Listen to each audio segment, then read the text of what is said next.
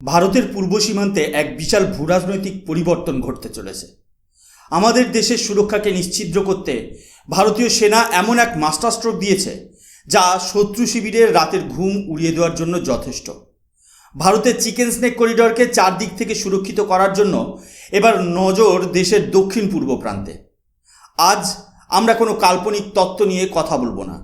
আজ আমরা কথা বলবো সম্পূর্ণ বাস্তব এবং ভারতের জাতীয় নিরাপত্তা সংক্রান্ত এক অত্যন্ত সংবেদনশীল পদক্ষেপ নিয়ে। ভারতের এই নতুন স্ট্র্যাটেজি কিভাবে প্রতিবেশী দেশের ওপর ভারতের আধিপত্যকে আরও মজবুত করবে তা আজ আমরা বিস্তারিত জানব। নমস্কার বন্ধুরা, আমি সুশোভন। আপনারা দেখছেন আপনাদের প্রিয় চ্যানেল অদ্ভুত অথচ বাস্তব। আজ আমরা আলোচনা করব এমন এক বাস্তব সত্য নিয়ে যা আমাদের দেশের সুরক্ষা কবচকে এক নতুন উচ্চতায় নিয়ে গেছে। সরাসরি চলে আসছি আসল খবরে, যা আমাদের দেশের প্রত্যেকটা নাগরিকদের জানা অত্যন্ত প্রয়োজন। ভারতীয় সশস্ত্র বাহিনী বা আমাদের ইন্ডিয়ান আর্মড ফোর্সের পক্ষ থেকে অফিসিয়ালি একটি অত্যন্ত গুরুত্বপূর্ণ খবরের কনফার্মেশন দেওয়া হয়েছে। বাংলাদেশ সীমান্তের কাছে মিজোরামে ভারতীয় সেনাবাহিনী বা ইন্ডিয়ান আর্মি তাদের চতুর্থ মিলিটারি বেস বা ফোর্থ মিলিটারি বেস স্থাপন করতে চলেছে। এই সিদ্ধান্তের কথা তখনই চূড়ান্ত হয় যখন ভারতের নবনিযুক্ত সেনাপ্রধান বা army chief general Dheeraj Seth সম্প্রতি শিলিগুড়ি করিডোরের কাছে মোতায়েন করা আমাদের বিখ্যাত ত্রিশক্তি কোর পরিদর্শন করেন। সেখানে সেনাদের অপারেশনাল প্রিপেয়ার্ডনেস অর্থাৎ যুদ্ধের প্রস্তুতি খতিয়ে দেখার পরেই এই বড় ঘোষণাটি সামনে এসেছে। জানানো হয়েছে যে মিজোরামের লনতলাই জেলায় পারভা নামক একটি অত্যন্ত সংবেদনশীল এলাকায় এই নতুন মিলিটারি বেসটি তৈরি করা হবে।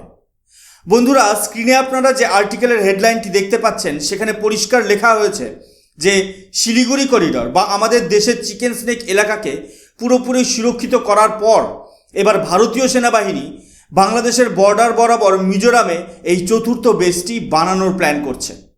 এই খবরটি ভারতের ডিফেন্স সার্কেলে এক বিশাল তোলপাড় সৃষ্টি করেছে। এই দ্বিতীয় আর্টিকেলের হেডলাইনটি ভালো করে লক্ষ্য করুন। এখানে বলা হচ্ছে যে মিজোরামের এই বর্ডার এলাকায় নতুন বেস তৈরির জন্য সেনাবাহিনী সমস্ত রকম প্রস্তুতি শুরু করে দিয়েছে। এই বেসটি তৈরির ফলে ভারতের ইস্টার্ন ফ্রন্টিয়ার বা পূর্ব সীমান্ত কতটা শক্তিশালী হতে চলেছে তা আমরা এই ভিডিওতে এক এক করে বিশ্লেষণ করব। এই খবরটি শোনার পর স্বাভাবিকভাবে কিছু অত্যন্ত গুরুত্বপূর্ণ প্রশ্ন আমাদের সামনে চলে আসে, যা আপনাদের মনেও কৌতূহল তৈরি করবে। প্রথম প্রশ্ন হলো, ভারত সরকার হঠাৎ করে মিজোরামের এই নির্দিষ্ট এলাকাটিকেই কেন বেছে নিল? দ্বিতীয়ত, এর আগে ভারতের উত্তর অংশে 3টি বড় আর্মি গ্যারিসন বা মিলিটারি বেস তৈরি করা হয়েছিল। তাহলে এই 4 নম্বর বেসটি কেন একদম দক্ষিণ প্রান্তে গিয়ে তৈরি করা হচ্ছে? সবচেয়ে বড় প্রশ্ন হলো, হঠাৎ করে ভারতের পূর্ব সীমান্ত নিয়ে আমাদের সরকার এবং আমাদের ইন্ডিয়ান আর্মি এতটা অ্যাগ্রেসিভ বা আক্রমণাত্মক মোডে কেন চলে গেল? কেনই বা বাংলাদেশের নতুন রাজনৈতিক পরিস্থিতির পর ভারত তার বর্ডার সিকিউরিটি বা সীমান্ত সুরক্ষাকে এতটা কড়া করে তুলেছে? এই প্রতিটি প্রশ্নের উত্তর অত্যন্ত চমকপ্রদ এবং এটি সম্পূর্ণভাবে ভারতের দূরদর্শী জিওপলিটিক্স এবং ন্যাশনাল সিকিউরিটি বা জাতীয় সুরক্ষার সঙ্গে যুক্ত। সমস্ত বিষয়টির আসল সত্য জানতে হলে আমাদের ভিডিওর শেষ পর্যন্ত যুক্ত থাকতে হবে, কারণ এর পেছনে লুকিয়ে রয়েছে এক গভীর রণকৌশল। এবার আমরা প্রবেশ করছি আমাদের মূল বিশ্লেষণে। মূল বিষয়টিকে সহজ সরলভাবে বুঝতে গেলে আমাদের ভারতের ভৌগোলিক মানচিত্র এবং সেনার রণকৌশলকে বুঝতে হবে। গত বছর সেপ্টেম্বর অক্টোবর মাসের দিকে ভারতীয় সেনাবাহিনী আমাদের শিলিগুড়ি করিডর বা চিকেন স্নেক করিডরকে সুরক্ষিত করার জন্য 3টি নতুন আর্মি গ্যারিসন বা মিলিটারি বেস তৈরি করার কথা ঘোষণা করেছিল। এই 3টি বেস তৈরি হয়েছিল আমাদের ধুবড়ির কাছে বামুনিগাঁও, পশ্চিমবঙ্গের চোপড়া এবং বিহারের কিষানগঞ্জে। এই 3টি বেসের মূল উদ্দেশ্য ছিল ভারতের শিলিগুড়ি করিডরকে চারদিক থেকে লক করে দেওয়া, যাতে কোনো বিদেশি শত্রু আমাদের উত্তর পূর্ব ভারতের মূল ভূখণ্ডের সঙ্গে যোগাযোগ বিচ্ছিন্ন করতে না পারে। কিন্তু ভারতের ডিফেন্স এক্সপার্ট বা সামরিক বিশেষজ্ঞদের ধারণা ছিল যে শুধু উত্তরের অংশ সুরক্ষিত করলেই চলবে না। আমাদের ইস্টার্ন কমান্ডের সুরক্ষাকে 100% নিখুঁত করতে গেলে দক্ষিণ অংশেও একটি শক্তিশালী ঘাঁটির প্রয়োজন ছিল। আর ঠিক সেই চিন্তাভাবনা থেকেই জন্ম নিল এই মিজোরামের পারভা মিলিটারি বেস। আপনারা স্ক্রিনে যে আর্টিকেলের হেডলাইনটি দেখছেন সেখানে আমাদের নতুন সেনাপ্রধান জেনারেল ধীরজ শেঠের দায়িত্ব নেওয়ার কথা বলা হয়েছে। তিনি দায়িত্ব নেওয়ার পর থেকেই ভারতের বর্ডার প্রিপেয়ার্ডনেস বা সীমান্ত প্রস্তুতি এক নতুন গতি পেয়েছে তিনি নিজে শিলিগুড়ি করিডোরের সুরক্ষায় নিয়োজিত ত্রিশক্তি কোর, গজরাজ কোর এবং স্পিয়ার কোরের হেডকোয়ার্টার পরিদর্শন করেছেন। এবার বুঝুন এই পারভা বেসের আসল স্ট্র্যাটেজিক লোকেশন বা কৌশলগত গুরুত্বটা ঠিক কতটা। এই নতুন বেসটি যে জায়গায় তৈরি হচ্ছে সেটি বাংলাদেশের চট্টগ্রাম এলাকা থেকে মাত্র 50 কিলোমিটার দূরে অবস্থিত। এর মানে হলো ভারতীয় সেনা সরাসরি বাংলাদেশের একেবারে দক্ষিণের করিডোরের উপর কড়া নজরদারি রাখতে পারবে। শুধু তাই নয়, এই পারভা এলাকাটি হলো ভারত, বাংলাদেশ এবং মায়ানমারের একটি ট্রাই জাংশন বা 3 দেশের সীমান্ত মিলনস্থল। আপনারা ভালো করেই জানেন যে মায়ানমার এবং বাংলাদেশ সীমান্তে বর্তমান সময়ে কতটা অস্থিরতা বা ইনস্টেবিলিটি চলছে। সেখানে বিভিন্ন সশস্ত্র গোষ্ঠী এবং চোরা কারবারিদের আনাগোনা লেগেই থাকে। এই অস্থিরতার প্রভাব যাতে কোনোভাবেই ভারতের উত্তর পূর্বাঞ্চলে না পড়ে এবং আমাদের দেশে কোনো অবৈধ অনুপ্রবেশ না ঘটে, তার জন্যই এই 4 নম্বর বেসটি অত্যন্ত গুরুত্বপূর্ণ হাতিয়ার হতে চলেছে। সহজ কথায় ভারত সরকার এক ঢিলে 2 পাখি মেরেছে। উত্তরের 3টি বেসের মাধ্যমে যেমন বাংলাদেশের উত্তর অংশ এবং ভারতের চিকেন স্নেক সুরক্ষিত হয়েছে, ঠিক তেমনি দক্ষিণের এই পারভা বেসের মাধ্যমে ভারত বাংলাদেশের সম্পূর্ণ দক্ষিণ অংশ এবং চট্টগ্রাম অঞ্চলের ওপর নিজের স্ট্র্যাটেজিক হোল্ড বা কৌশলগত নিয়ন্ত্রণ প্রতিষ্ঠা করে ফেলেছে।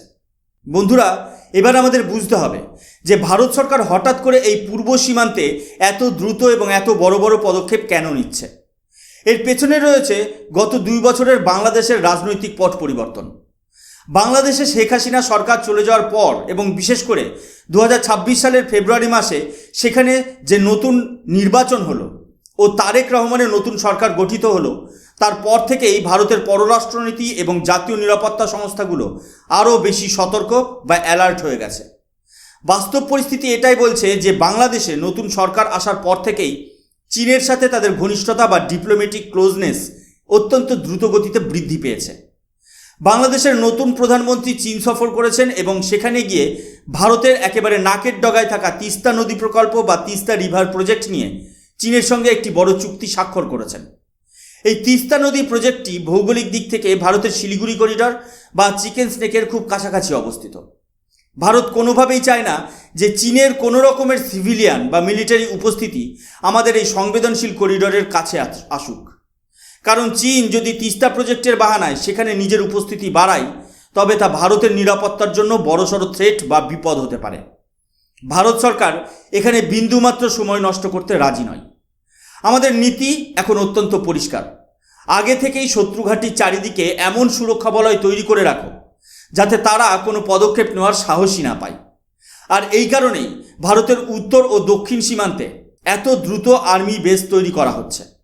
আরেকটি বিষয় মনে রাখবেন, উত্তর অংশের চোপড়া বেসের মাধ্যমে ভারত বাংলাদেশের পঞ্চগড় জেলা থেকে মাত্র 1 কিলোমিটার দূরত্বে অবস্থান করছে।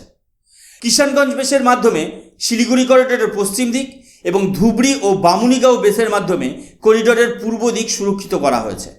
একই সাথে বাংলাদেশের উত্তর অংশে অবস্থিত লালমনিরহাট এয়ারবেসকে যখন বাংলাদেশ নতুন করে পুনরুজ্জীবিত করার চেষ্টা করছে, তখন ভারত তার ঠিক পাশেই নিজের সামরিক শক্তি বাড়িয়ে রেখেছে। আর এবার দক্ষিণের পারভা বেসের মাধ্যমে ভারতের এই নিরাপত্তা বলয় বা সিকিউরিটি গ্রিড সম্পূর্ণভাবে সম্পন্ন হলো। চীনের যে কোনো চালকে ব্যর্থ করতে ভারত সম্পূর্ণভাবে প্রস্তুত।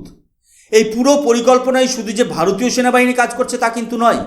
আমাদের সীমান্তরক্ষী বাহিনী বা বর্ডার সিকিউরিটি ফোর্স বা বিএসএফ ভারতের এই পূর্ব সীমান্তকে নিশ্চিদ্র করতে কাঁধে কাঁধ মিলিয়ে কাজ শুরু করে দিয়েছে। ভারত সরকার সীমান্ত সুরক্ষাকে আধুনিক ও প্রযুক্তি নির্ভর করতে এক বিশাল প্রজেক্ট হাতে নিয়েছে। আপনারা স্ক্রিনে যে হেডলাইনটি দেখছেন সেখানে দেশের স্বরাষ্ট্রমন্ত্রী অমিত শাহের সীমান্ত নিরাপত্তা পর্যালোচনা এবং বিএসএফের নতুন প্রজেক্টের উদ্বোধনের কথা বলা হয়েছে। এই পরিকল্পনার অংশ হিসেবেই ভারত বাংলাদেশ সীমান্তে থাকা 85টি বিএসএফ বর্ডার আউটপোস্টকে সম্পূর্ণ আধুনিক ডিজিটাল হাব হিসেবে গড়ে তোলা হচ্ছে। এই আধুনিকীকরণের অর্থ কী? সহজ ভাষায় বললে এই 85টি আউটপোস্ট এখন আর সাধারণ বর্ডার পোস্ট থাকবে না। এগুলোকে এমনভাবে ডিজাইন করা হচ্ছে যা যে কোনো আধুনিক যুদ্ধক্ষেত্রের মুখোমুখি হতে পারে।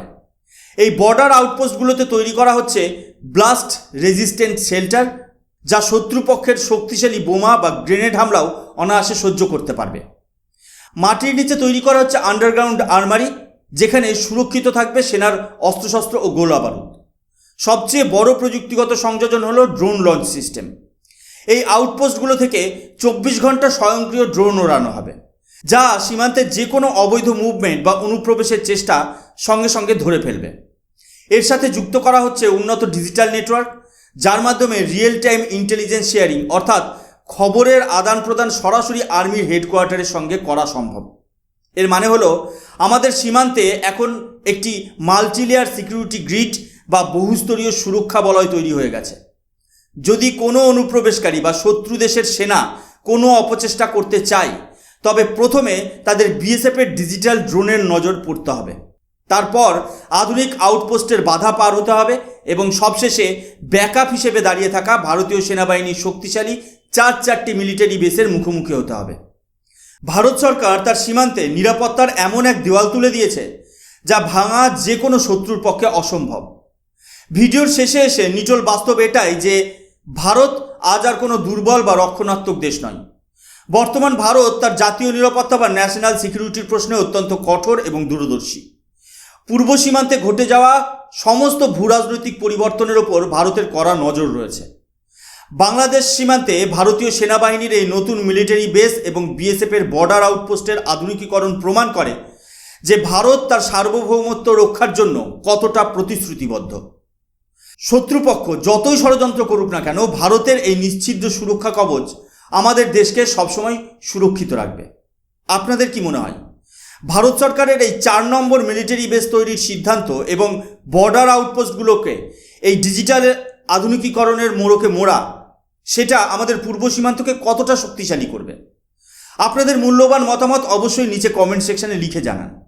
ভিডিওটি ভালো লাগলে লাইক করুন, বন্ধুদের সাথে শেয়ার করুন, আর এই ধরনের তথ্য সমৃদ্ধ ও বাস্তবসম্মত ভূরাজনৈতিক বিশ্লেষণ নিয়মিত দেখতে আমাদের চ্যানেল অদ্ভুত অথচ বাস্তবকে সাবস্ক্রাইব করতে ভুলবেন না। আমি সুশোভন আজকের মতো এখানেই শেষ করছি। দেখা হবে পরের ভিডিওতে। ততক্ষণ পর্যন্ত ভালো থাকবেন, সুস্থ থাকবেন।